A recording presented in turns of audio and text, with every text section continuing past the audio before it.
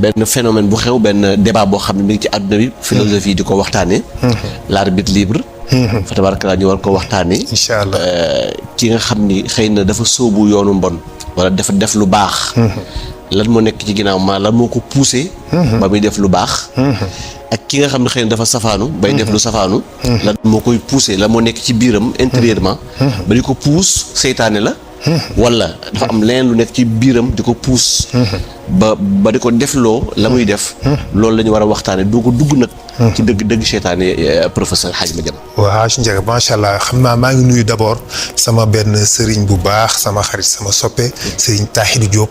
Tahidou Diop ndeysaan waaw ca Ganjul. ci Ganjul borom Ganjul. Tahidou Diop waaw ñu ngi koy nuyu di ko ziar bu baax a baax. kooku taalibe maam da baax la taalibe Seydi Hadji Malick la. bu baax a baax ak waa Ganjul gépp. maa ngi leen di nuyu di leen ziar am na sa benn taalibe boo xam ni. waaw Tanor Mbaye. Tanor Mbaye ma nga ca Lyon. waaw parce que moom nee na ma man moom benn sëriñ laa am. waaw Hadj Madiama waaw Tanor moom. ma ne ko yow sa sëriñ maay sëriñam. non moom du sama xarit la du sama taalibe sama xarit la moom ma nga Lyon sëñ Tanor Mbaye ku baax ku laabir. ak yàlla na yàlla sàmm ko ak njabootam ñoom ñëpp. barakallahu alhamdulilah macha allah. xam nga Hadj Ndiaga effectivement le libre arbitre.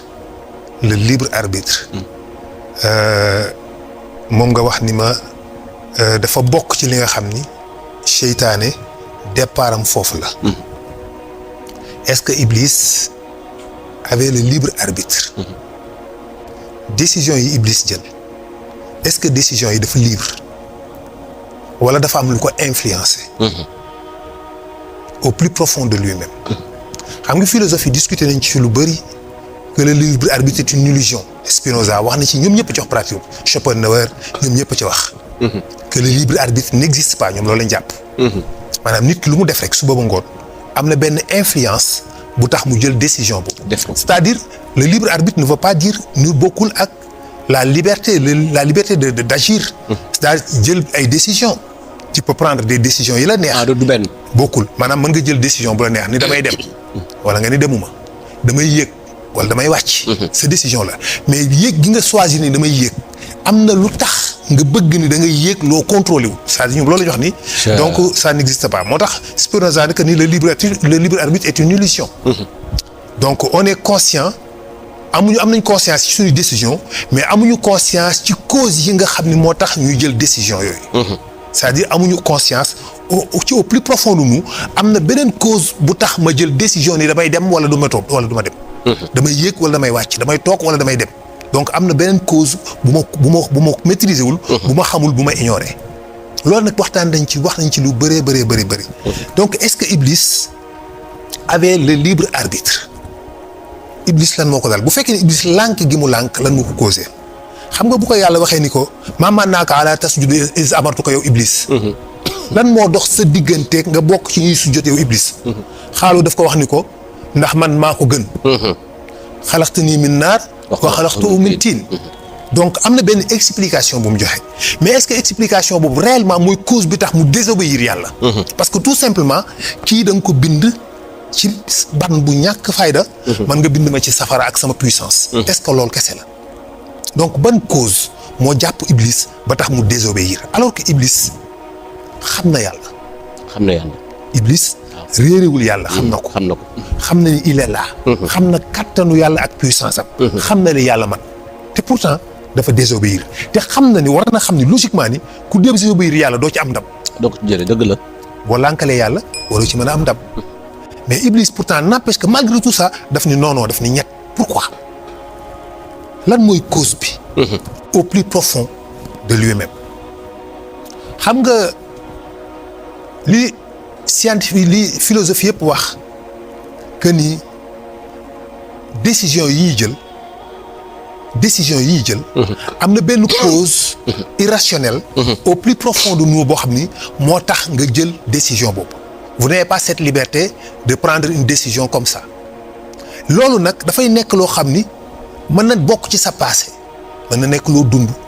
mën na nekk obstacle yi nga am dans la vie en tout cas dafay dépendre aussi ci expérience bi nga xam ne am nga ko dans la vie moo causé tax nga jël décision ni fii laay dëkk wala du ma fi dëkk. damay fii lay amee soxna wala du ma fa amee soxna ndaw si laay takk wala du ma takk kële am na beneen cause bu tax nga jël décision boobu boo xam ne yow contrôlé wu ko. dëgg la mais mën na dépendre ci sa passé. ci épreuve yoo dund ci environnement bi ñu la yare ci ni ñu la yare bu boobaa finalement bu fekkee ni loolu la kon dafay nekk ni nit ki décision bu mu jël il n'est responsable de rien en réalité. il n'est responsable de rien ci décision yi mu jël. su ma weddee yàlla lànkal yàlla du man parce que li ma dund la sama passé moo tax ma weddi ko. parce que fi ñu ma yaree la moo tax ma weddi ko parce que épreuve yi ma dund moo tax ma weddi ko c'est-à-dire kon cause bi du man je ne suis pas libre. kon liberté amul. kon donc bu boobaa bu yàlla condamné benn nit. ci ni ko décision bi nga jël ni da ngay nekk raykatu nit wala da ngay nekk def ko lu bon lu tax mu ni ko non parce que man ni ma yaroo ak fi ma yaroo moo tax ma bon mais du man. kon bu boobaa yàlla dafa mel daf koy tooñ. kon donc ñoom bu ñu nee le libre arbitre amul kon donc boobu du nit def rek am na cause boo xam ne du moom kon personne n'est coupable de rien. kon lépp dañ koy delloo suñu borom. dañ koy bëgg a delloo yàlla bu dañuy tooñ yàlla. waaw te yàlla santuñu loolu. dëgg. yàlla santuñu loolu. est-ce que l'islam philosophie maa ngi kontaan le grand philosophe il fait partie des plus grands philosophes de la planète pour man muy Souleymane Bachir Diagne. maa ngi koy nuyu de passage di ko remercier dafa wax sur li mu wax sur le libre arbitre. parce que philosophie l'islam parce que je pensais toujours dama wax naan la philosophie islamique c'est ce que je pensais moi. mais dama daan am toujours benn blocage. parce que bu ñu ñëwee la philosophie islamique. donc c'est compliqué. une philosophie boo xam ni c'est le Coran c'est l'islam alors que le Coran est totalement universel. le Coran dafa nekk loo xam dafa ubbeeku ci buntu yëpp. ci domaine yëpp ci civilisation yëpp. donc bu amee benn philosophie kan mooy déterminer philosophie boobu. philosophie boobu nan lay mel ban couleur lay jël ça m'intriguait. mais mu dikk benn bis daal ni non ce n'est pas une philosophie islamique mais philosophie dans l'islam. ma ne daf ma libéré. muy Souleymane Bachir Diagne le grand philosophe il fait partie pour moi des plus grands philosophes du siècle. donc machallah mais loolu daf lay wax ne effectivement l'islam peut philosopher mais s'il y a pas une philosophie islamique. c'est très important donc dans l'islam tu peux philosopher à ta gis parce que ñun ñëpp mën nañu nekk ay philosophe mais duñu bokk gis-gis ci l'islam. ci ay points de vue yoo xam ne duñ ci bokk ni ñu ciy philosopher. mais bu fekkee ne duñu ko bëgg a utal benn philosophie boo xam ne mooy islamique rek laa dañ koy bloquer. dañuy bloquer day restreint de trop. finalement ça se complique dafay mujj ci benn cassure parce que dañuy egg foo xamante ni si day am ay cassure. et c'est très important macha allah ñu ngi ko ciy remercier ci loolu nga xam def na ko. mais tey jii polémique boobu moo jàpp àddina bi est-ce que Iblis lan moo ko jàpp bu fekkee ni libre arbitre boobu dafa am boo demee c'est les physiciens parce que tey jii loolu la ñuy tuddee le déterminisme mooy que lépp dafa am lu ko déterminer déjà cause et effet c'est la loi de la causalité donc le libre arbitre n'existe pas parce que y a la causalité mooy loo gis am na benn cause ko produire effet boo gis rek am na benn cause c'est-à-dire que même Spinoza dafa wax ni l'effet est contenu dans la cause c'est-à-dire cause bi moo denc moo ëmb effet bi boo koy programmer. moo tax mu waxoon ci expliquer ci kiiwu jet de pierre boobu. mu ne xeer bi ñu sànni nit ki sànni benn xeer bi bu amoon conscience day jàpp moom xeer bi ni moom fii mu jëm nii moo décidé jëm fa. waaw bu fekkoon am na conscience. am na toute conscience mu ne alors que am na benn cause extérieure boo xam ne moo causé selon en fonction de puissance bi sànni loxo bi ni mu ko sànnee force bi mu ko sànnee hauteur bi mu ko yëkkati te yooyu mooy programmer trajectoire bi xeer bi war a def ba fu muy chuter. te sax avant muy sànni sax moom day njëkk a xalaat ni fauteuil bële war naa ko jëm. waaw avant muy jël xeer bi bay sànni. waaw ci xel mi. mooy njëkk a viser. fauteuil bi. exactement. ni kon sama xeer wi. ci fauteuil bi laa ko war a dóor. voilà doo ko yëkkati nag. léegi nag dafa am ci cerveau nit réglage boo xam ni mooy régler sa loxo. mu dem ci fauteuil puissance bi nga koy sànni. pour mu mën a dal ci biir paan bi maanaam benn paan nekk fële nga da ngay sànni benn xeer ci biir. c'est ça que sànni ko mu dugg ci biir réglage bu complexe la ba ci sa cerveau bi la nekk. moo tax di nga yëkkati nii rek sànni. mais hauteur bi nga yëkkati sa loxo ak force bi nga ko sànnee bu ëppee tuuti xeer bi day romb. dëgg la bu yéesee tuuti xeer bi du egg. wax nga dëgg de. kawewaay bi am na nu muy demee ba mu ëpp du egg. am na nu muy demee ba mu ëpp da koy romb. ça donc dafay foog mu nekk en fonction ñaari ànd selon puissance bi ak hauteur bi.